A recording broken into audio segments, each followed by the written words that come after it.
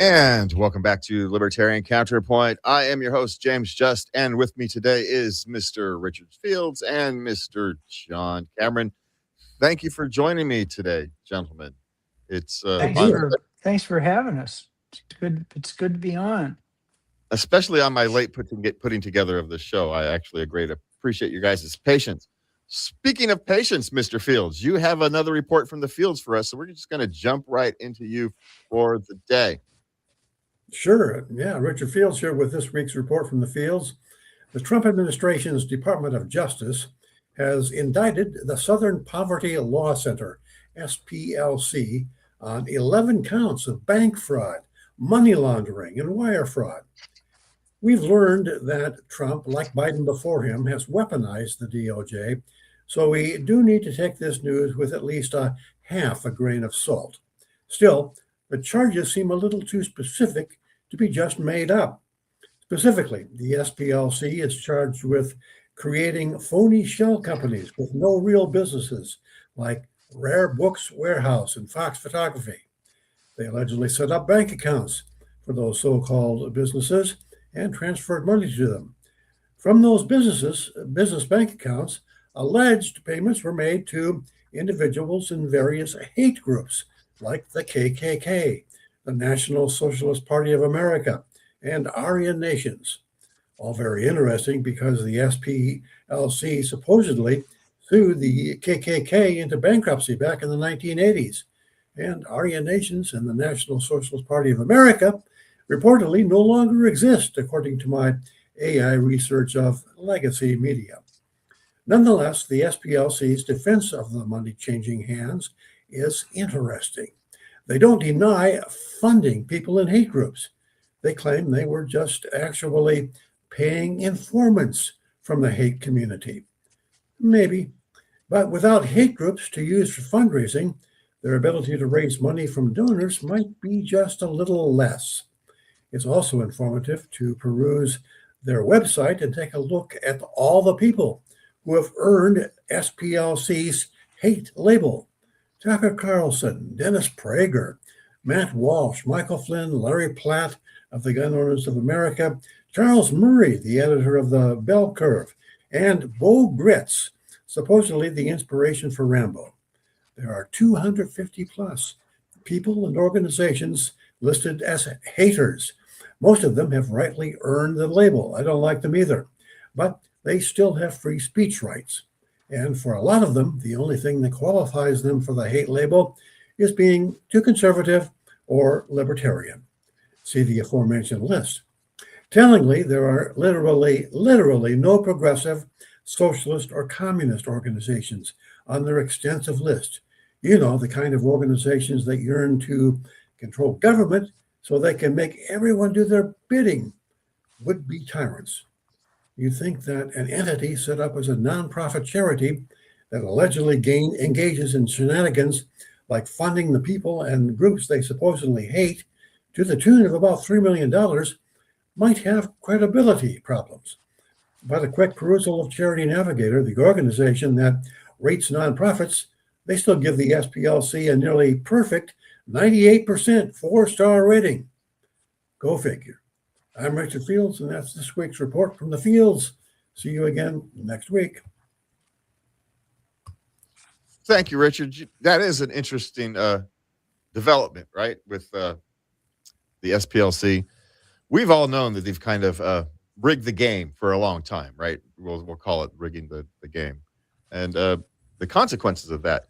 I'm not so concerned with the payment of informers, air quotes, or not. It was the rest of the stuff that was in that indictment that kind of bothered me, John. Was that the same? Did you have the same reaction? I wasn't really bothered by the payment of informants. There was other stuff tied to that indictment that was more of an issue. Well, yeah, I am actually bothered by some of the payments to so-called informants. Looks to me like this is one of my favorite things to write about in my books, a false flag. You stir up hate against the enemy for political gain. One of the people that was supposedly an informant was at the center of actual violent act and was a high-ranking member of one of these so-called hate groups. So I think it goes beyond paying informants. I think it was literally creating the racism they needed to create to raise money. And you know, the NGOs, especially the radical left, and do the same thing on the radical right. Let's be even-handed in our disgust at them. Do this stuff all the time. They blow statistics up and put them back together to support fallacy thinking. They you know, they tilt the table in their favor to rabble rouse so they can get money. And in the case of the SPLC, that's right. Some other interesting things. They got a a ton of money, and despite the fact that what is it, nonprofit navigator or whatever it's called, Richard will remember the name of it. Charity navigator. Is Yeah, charity navigator is supposed to keep an eye on these people and audit their books and everything. They get a lot of stars as a really tightly run nonprofit organization, despite parking $120 million in offshore accounts. So I'm bothered by a lot of it, but it's the same kind of stuff the Greens do. You know, cherry pick data. I remember the old story about them. They were out trying to get people upset about something, oil drilling or something, and deaths of baby seals. So the camera crew beat a baby seal to death and skinned it, when the people who were out there who were actually really protesting about what were sickened by that. And they said, nobody does that. And they filmed it as if it was what was being done to these baby seals. So it's just this kind of thing over and over again. I think this is just tip of the iceberg. All the NGOs that the Biden administration funded with big blank $1 billion checks, the NGOs that did the bidding for the suppression of reporting during the COVID and before, on and on and on and on. So I'm very suspicious of anything that I would call fringy, whereas most of the libertarian organizations I've seen seem to run a pretty tight ship, as evidenced by the fact that they always need money.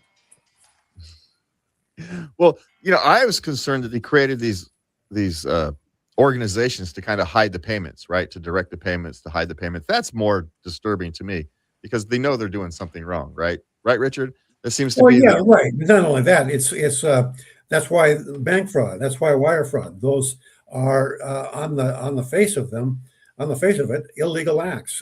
Now, we can argue about whether wire fraud and bank fraud and so forth, whether or not some of those things should in fact be fraudulent. But as far as the actual letter of the law, what they did was very, very much illegal. And that's why the Trump administration, of course, I'm sure is looking at this as a very choice kind of an enemy to crucify. But the same thing happened with the Biden administration, going after you and I because we had the nerve to express our free speech on a subject that was verboten. I'm talking about the coronavirus. yeah. It's just one of these, as John kind of reacted to earlier. There comes a point where you can't actually solve the problem, or your reasons for existence go away, right? And then you no longer have a reason to exist. So they have to perpetuate this notion that racism is getting worse, because if you acknowledge that it's getting better or less important in people's everyday lives, your reason for existing goes away. People stop giving you money, and now you've got to go find a different career path, right? That's kind of part of the. There's Find a real job. Yeah. There's a Thomas Sowell quote that I found and then lost, and it's something like, "There's not enough racism to go around." That's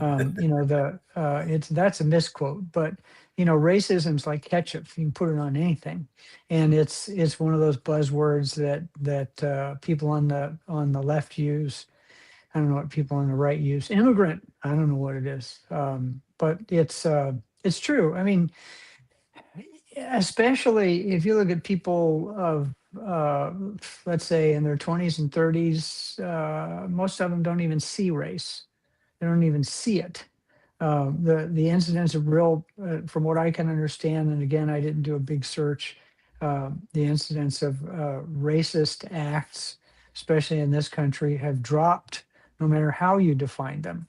Yet one hasn't, and that would be, well, it's not really racism. That would be incidents of Islamist violence. That's gone up tremendously, according to everybody that tracks it. But there, lynchings, hangings, denying people property, access to rental units, jobs, on and on and on. If anything, we have what you'd call counter racism now, or anti-racism, reverse racism. So, if you got that, and you're the only reason for your being is to stamp out racism, you need to create some. I think they were creating some.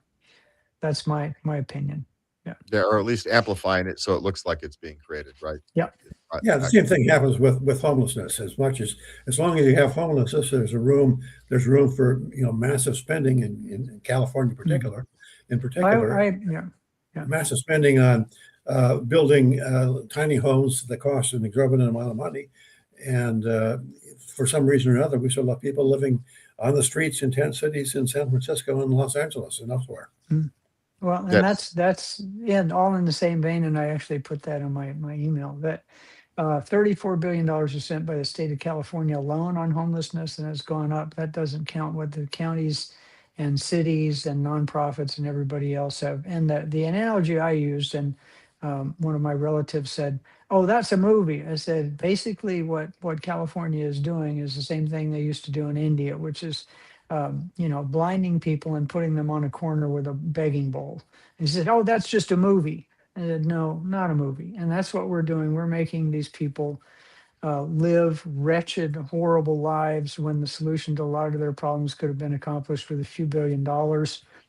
The people in the state of California spoke, and they said they wanted people treated for drug treatment, and then other things done. And Governor Newsom refused to fund the things that would put a dent in it, because he couldn't keep the money going with the homelessness problem. It's that simple. And the people who do this sort of thing are despicable. Yeah, That's we the here word at for it, Counterpoint despicable. have been talking about the homeless industrial complex for as long as I've been here, right? And which actually brings us to our next kind of topic here, gentlemen. Libertarian Counterpoint, in some form, has been around for 36 years. We recently passed 1,800 episodes of pure volunteer, right? This is pure volunteer TV. 36 years of weekly episodes of. I can't find another organization that has done that on a volunteer basis, right? We are libertarian or anything else. Yeah, anybody else? No. The closest thing we have, there are some paid, weekly shows that are paid, corporate gigs, but there's nothing in the public and the public sphere. There's a few shows that have been around that are intermittent. They do monthly or every now and again, but we are this kind of an institution, so to speak. And so, Richard, you've been around here the longest, so maybe you can give us, our audience, a background on where Libertarian, at least from your perspective, where it's Libertarian Counterpoint or Conspiracy as its beginnings, where it started from and how it got to where we are today, or to where you handed it off to me as the. Are you calling me old? Oh no, I would not call you old. Experienced. You're experienced. Experienced. Well, yeah, it was back in the early 90s when I moved to California from Texas, and moved to Sacramento. Excuse me. And got connected with, found the local Libertarian Party, which was meeting in people's living rooms at the time, and said, "Okay, what's going on?" And they said, "Well, we have this TV show." So then they told me who was running it, and so I called Bob Gale, who I doubt very much is still around, but I called Bob and I said, "Hey, I hear you have a TV show. Is there any way I can become involved?" And he said, "Well, do you know about libertarianism?" And I said, "Well, yeah." And he said, "Well, you've got a good voice. Why don't you come on and be on the show next week?" And so I said, "Okay." And there was a guy by the name of Dave, and I've been trying to figure out what his last name is, but I don't remember, who was a very blonde guy. Some people would call him an albino. Just a very blonde, fair-haired person who was extremely brilliant. He was a physicist, and he was knew libertarianism inside and out. And he was the host at that time, and we would exchange story ideas, or he'd come up with story ideas, and he'd call us each individually and say, "Here's the list of ideas, the list of topics for next week," and we'd laboriously write them down on a piece of paper, and do a little research on them, and come in ready to talk about it. And of course, this was all when it was still the Libertarian Conspiracy. I'm not sure if I mentioned that, but this show started out as the Libertarian Conspiracy. Can we change it back?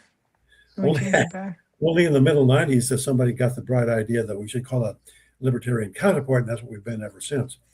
But no, yeah, it goes way back, and I think we've had not all of the Libertarian candidates on the show, but a good number of them, both at the local level, the state level, and to a certain extent at the national level. I think we had Joe Jorgensen on in the last presidential go around.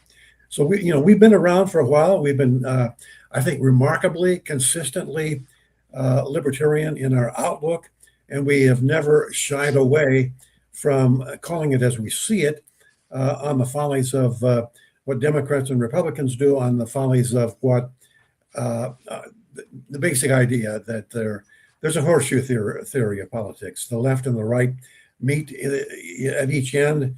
We're kind of in the middle, actually, and so what we're trying to do, I think, as libertarians in general, is trying to regain the center.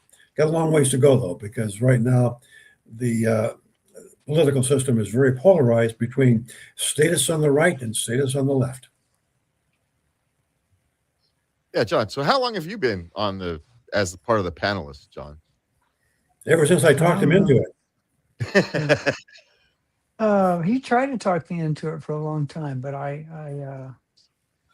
didn't go on. It's been over 20 years, right? Probably, yeah. Richard? Yeah. And no, I thoroughly enjoy it because I like having a bully pulpit, and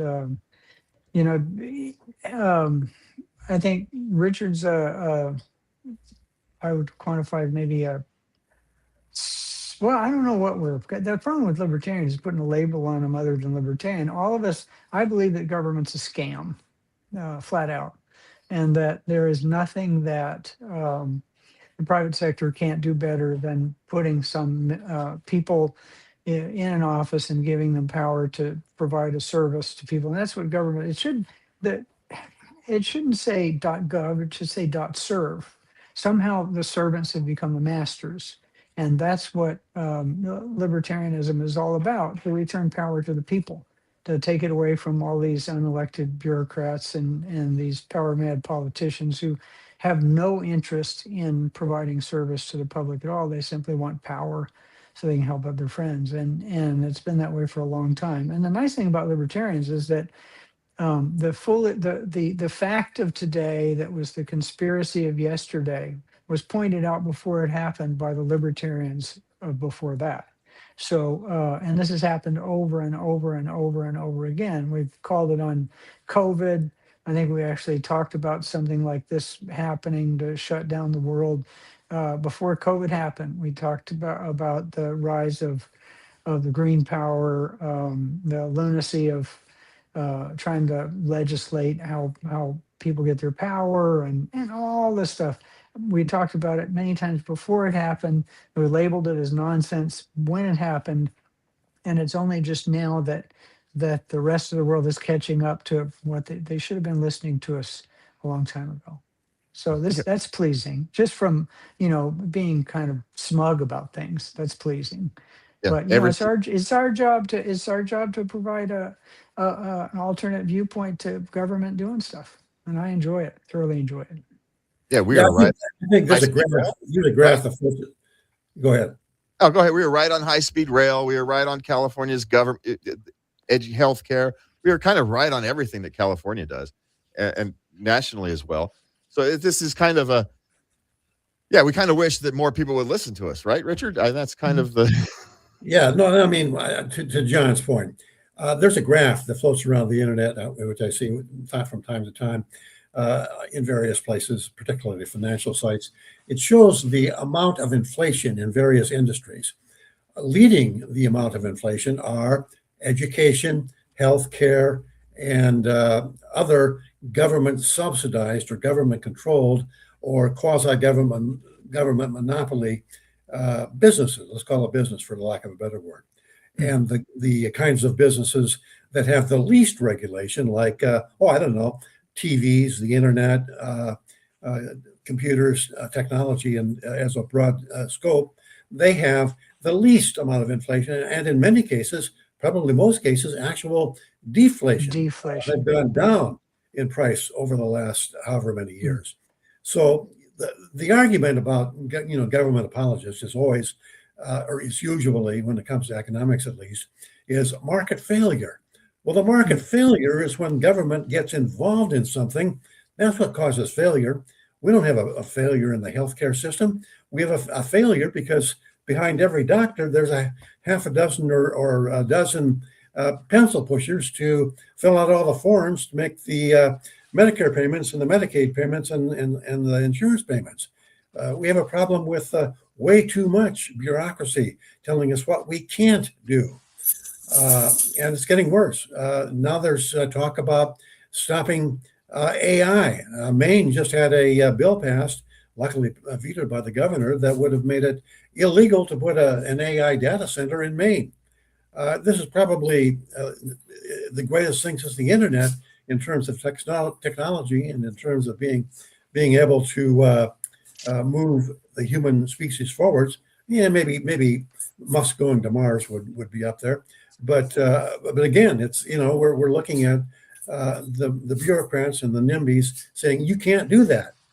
We're afraid, and we're the party, we're the philosophy of optimism and the philosophy of can do. I will make a prediction today in that what's going to happen is that they're unfortunately, a bunch of people have gotten jobs as programmers because they thought that they could, despite the fact that it's not a lot of fun for them, they thought they could always earn a good living. And now it looks like, what do they call it? Vibe programming. You without any education at all, using some AI tools, you can create some pretty spiffy programs. I mean, a bunch of journalists did it and created something that it would have taken a room full of engineers a year to do not that long ago. So, it does cause distortion. But here's my prediction: that the only place that AI will not be allowed is in government, so that all those make-believe jobs can keep going. The jobs in government are now almost all make-believe. By their own numbers, they can do. Private sector could do what 3 state workers can be done by 2 people. I'm sure a private study would say it would be 1 to 3.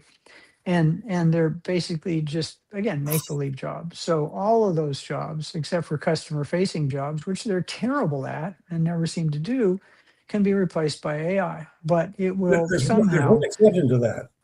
What? There's one exception to that. What's that? Think Palantir and the application of AI to surveillance. They'll use AI for surveillance, like with a great deal of alacrity, I'm sure. Oh no, they're already doing it. As a matter of fact, we were hoping they killed a bill that allows warrantless searches of U.S. citizens, but they'll use it there. But I guarantee you that even though we all despise a lot of things Trump's done, but this is the lowest level of federal civil service employment that there's been in this country since 1965. And you could just keep whacking those people, not whacking, killing. I'm not a progressive. I'm not going to tell you to go kill people. Whack the job. Yeah. Whack the What? position. Whack the position. Yeah. Whack the positions, close the positions. You could do 5% a year, 10% a year. Nobody'd ever notice. Nobody would ever notice. So I was in the military. If you let Elon Musk provide all those war toys instead of the legacy companies All like defense Lockheed contractors. and all the rest of that, we could run our military, even if we thought that its current goals should be supported, with a third of the money. And just on and on and on. We could use AI to root out supposedly 1/3 of Medicare or Medi-Cal payments in the state of California are fraudulent.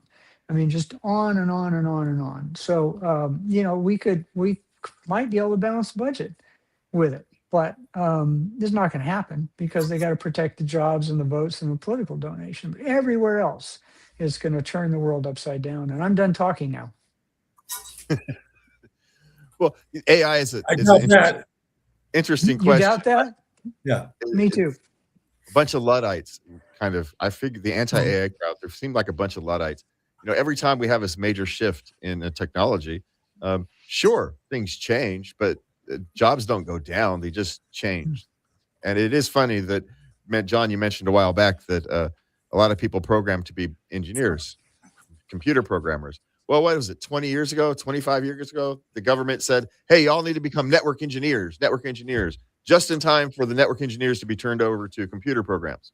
And it's the same thing. By the time the government got around to telling people to become computer programmers, it was the computer programmers were going away because of AI and vibe programming and all this various stuff. Mhm. So yet again, the central planners are behind the times again. But Richard, I have a question for you. We got like a minute and a half left. The future of Counterpoint. What would you suggest people like me do who are now in charge of this future of this institution, this 36 Well, years? the only suggestion that I would make right now is to give voice to as many libertarian candidates, libertarian thinkers, people outside the trio of faces that everybody has seen right here. Give as much voice as possible to the folks who are friends of liberty in one way or another. Great. John, how about you? You got any advice for the future? Same, future kind of the same thing. I would also like to see us do. I doubt if they'll come on. Is bring some of these people who believe they have facts or history or evidence supporting all these government programs on, so we can have a frank and open discussion about how stupid. No, that's the wrong way to put it. So that we can have a little interplay with them, and that people can see that their arguments don't hold up. We don't need government education. I won't call it public education. We don't need government roads. We don't need government health care. And getting these people on the show and not eviscerating, that's the right, just trying to show people there's an alternative. That would be great. Yeah. And then also, unfortunately, we live under a system of oppressive laws. Getting some good lawyers back on the show to talk about what they're doing to fight crime. That'd be good. Well, you know what happens? The show does not happen if it's not for the volunteer crews that have shown up for 36 years. Oh, yeah. And hands off to people like Steve Haverman and numerous people that I can't even remember who have been operating as crew members in the Sacramento Access Sacramento studios since the early 90s for 36 years now. They show up out of pure a love of libertarianism, for their own desires, because it provides. They show up for all kinds of reasons other than I don't even give them food, so they show up for their own reasons. A lot of them aren't. A lot of people who man the booths and the cameras and all the rest of that disagree wholeheartedly with what we do. They I guess I've never asked them why they support the show. I think they support the right of people with opposing views to get the word out, and that's, I think, even better than if they're libertarians doing it. But a lot of people that run the cameras and do the engineering and all the rest of that stuff, for some of them anyway, think we're idiots, and they still show up and do it. So that's a wonderful thing. Yeah, it is a community spirit. Thank you, John. Thank you, Richard, for being here. Thank you for watching for all this long time. We stand on the shoulders of the previous greatness. Have a good night, and please remember to love everybody. Thank you, James.